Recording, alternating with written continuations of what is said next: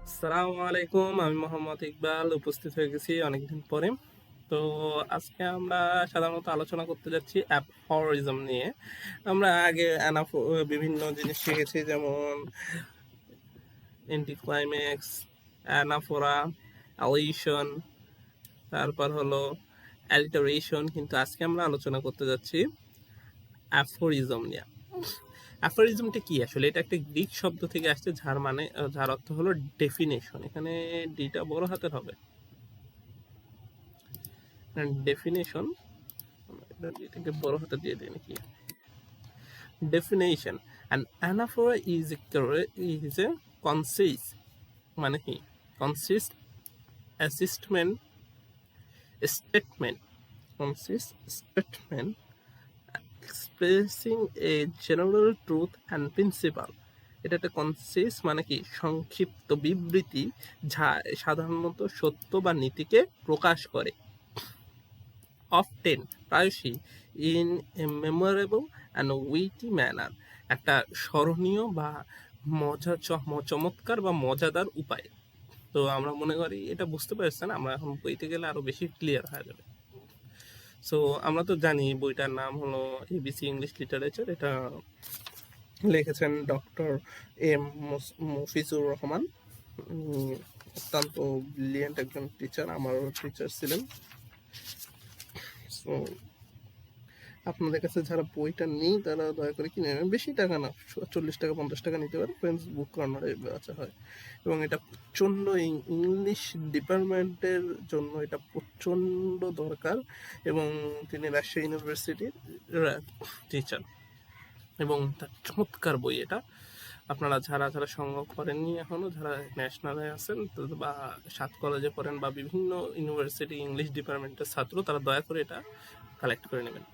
তো অ্যাফোরিজম হলো এক ট্রেস মানে সংক্ষিপ্ত, মেমোরেবল স্মরণীয়, এক্সপ্রেশন অফ ইউনিভার্সাল ট্রুথ, মানে তো বুঝলাম নাকি সংক্ষিপ্ত এক্সপ্রেশন ইউনিভার্সাল ট্রুথের, আমার ওই সংজ্ঞাটার মতোই। ওয়াইভস আর ইয়ং, এক্সাম্পল যদি আমরা দেখি, উদাহরণস্বরূপ, wives are young man mistresses companion for middle age and middle old nurses. আমরা এটা ফ্রান্সিস বেকনের অফ ম্যারেজ স্টাডি ডাইএসএস এর এখান থেকে পড়তে পারি, যে ইয়ং মানুষের জন্য নার্স বা মিস্ট্রেসের মতো কাজ করে। তারা আমাদের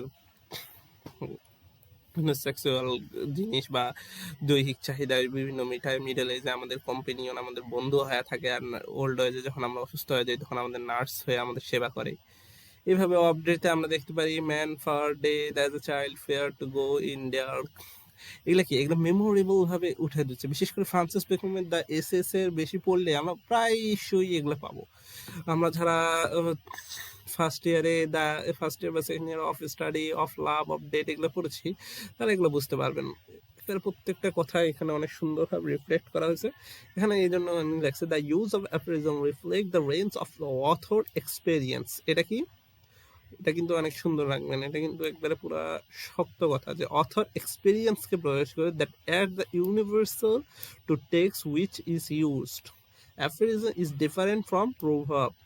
প্রবাদ থেকে অ্যাফোরিজম আলাদা। প্রভাব ইজ অ্যানোনোমাস। অ্যানোনোমাস মানে কি বলেন? অ্যানোনোমাস মানে নামহীন, expression of with general truth, মানে চিরন্তন সত্য, কিন্তু এর কোনো নাম নেই বা কোনো জায়গা থেকে পোর্ট্রেট করা হয়নি। এটা একবার চিরন্তন, সূর্যের ডান থেকে পশ্চিম দিকে উঠে, এটা চিরন্তন সত্য। এটার সাথে প্রভাবের নাই। আর অ্যাফোরিজমটা হলো পার্সোনাল এক্সপেরিয়েন্সের উপর নির্ভর করেন। যেমন ম্যান পারপাস গড ডিসপোজ, মানুষ প্রেরণা করে আর মানুষ উপায় বলে, প্রপোজ করে, উত্থাপন করে, আর গড ডিসপোজ মানে গড করে দেয়, নীতিয়ে দেয়। এক্সাম্পল ফর প্রভাব ইজ, আর প্রভাব আর অ্যাফোরিজম আলাদা, এটার দ্বারাই বোঝানো হচ্ছে। সো এটা একটা ছোট্ট টপিক ছিল। আমি মনে করি আজকে এটা সবাই বুঝতে পারছেন অনেক সুন্দরভাবে। আমার বলার যদি বুঝতে অসুবিধা হয়, দয়া করে কমেন্ট করে বলবেন। আর আজকের জন্য ভিডিওটা বেশি বেশি করে শেয়ার করবেন। ধন্যবাদ। আসসালামু আলাইকুম।